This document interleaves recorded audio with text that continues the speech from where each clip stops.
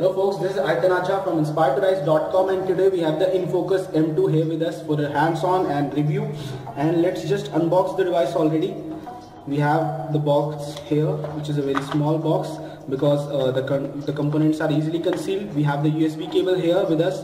We have the standard USB adapter here with us. And apart from that, we have the phone itself, which is a very lightweight phone. And we have the earphones and the documentation for this device. So now let's just give you a proper shakedown of this device. The Infocus M2 is a solid device in hand, although it's a little bit heavier on a bit of a heavy side. And as you can see, it runs a custom version of Android. In terms of skinning, the device has been skinned properly. So as you can see, it does not come with an app drawer. The version of Android that we have here with us is Android 4.4.2, which is KitKat, and whether it would get an update in the near future is yet to be seen. And the device retails for a price of 5,000 rupees only on Snapdeal as well as other online retailers. And as you can see, switching between the app drawers is easy. The device has a 4.2-inch display, and apart from that, the resolution is 1280 into 720 pixels, which translates to a pixel density of roughly 335 pixels per inch, which is very good considering the type of device it is. From the back, the finish is somewhat like the Moto G and Moto G2, but the finish is not matte finish. It gets easily smudged and you can see fingerprints on it. There's the Infocus branding. We have the LED flash here as well as the 8 megapixel back camera, and the slot for the speaker here, the micro USB jack, the slot for microphone here. You can easily remove the back panel from here, and in the insides of the device, the battery is non-removable. It has a battery of 2010 mAh battery, which easily lasts you through the day because of the fact that this device does not have a really big display, so it easily lasts you through the day. And as you can see, we have almost all of the apps installed here, and it is a dual SIM device. It is a dual SIM device, and you can get a lot of done with it. Let's just test browsing on this device. As it's customary for us, we would just open our own website on this device to get a better performance idea. The device comes with a 1.3 GHz quad core ARM processor, which is actually the MediaTek chipset. But for the price of 5,000 rupees, you can't ask for anything better in this price range. And as you can see, browsing etc. also is really good on this device. You won't feel much of a problem while browsing.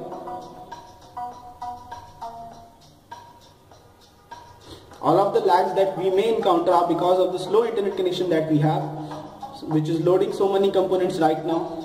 So this was all for the browsing performance. And as you can see, apart from this, let's just test some of the gaming on this device. We have Subway Surf installed here. While we played it initially, as you can see, there is no sign of visible lag.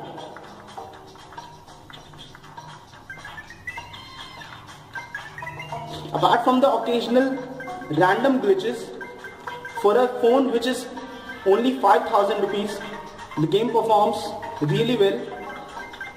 And the touch input, the touch feedback, the haptic feedback is really good. You won't feel any bit of lag whatsoever while playing the game also. So that was all for the game. Let's just show you something else. As you can see, it has the Infocus brand has borrowed really heavily from all the other sub 5,000, sub 10,000 devices in terms of the user interface and look and feel. It feels somewhat inspired from the iOS or from the Xiaomi's MIUI. And let's just show you the camera and the pictures that we had clicked earlier with this device. So let's just go to the gallery to give you a better idea of the pictures that we clicked from this device. Here's the pictures clicked from the camera. So this is one of the pictures of my brother taken from the front camera. It's an 8 megapixel camera which has a diffused, as you can see, it has a diffused LED flash. So in terms of overall clarity, the camera is really good. you can see that he has been hit here somewhere a long time back. So the clarity is good in terms of picture reproduction, and from the back camera, the photos that we had taken from the back camera, they also come out really good. For example, this is the picture of my wall that I took few days ago. I always take a picture of my wall whenever I review devices, so that I can get a better idea of how the colors actually come up from on the camera. So as you can see, the color reproduction is really good on the device. It packs a surprising 8 megapixel camera on the back as well as 8 megapixel camera on the front for good selfies. So selfie lovers won't be hard pressed to find a better solution in this price range of 5,000 rupees, which is better than this. Now let's just test the music performance, the sound output of this device. We would just play a song or two for you.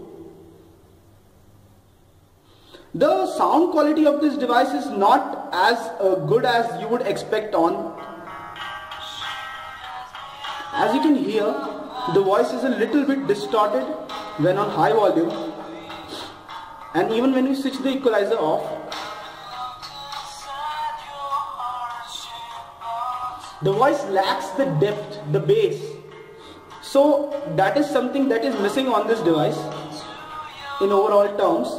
And now we would just show you a video demo so that you can easily see that how is the video playback on this device.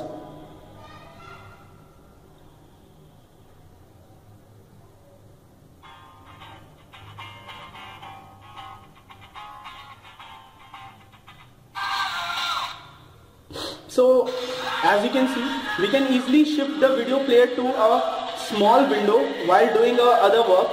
So this is one of the cool nifty features for this device, and I can just open up it in the full window screen if I want to. So that's one of the good features that is inbuilt into this device. And if we just put on the screen rotation, then we can easily watch it on full screen.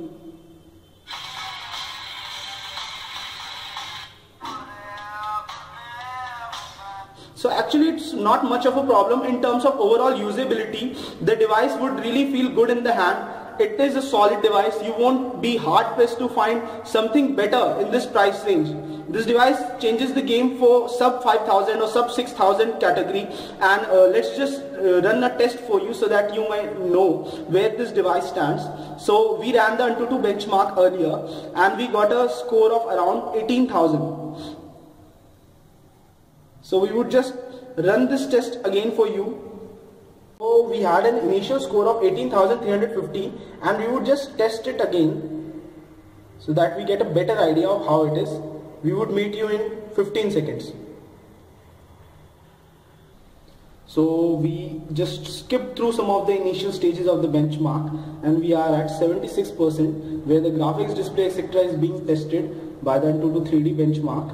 And as you can see, so here you can see that wherever the frame rates would drop, then a visible lag would be seen in the rendering. So that would determine the overall quality in terms of 3D display and in-game performance while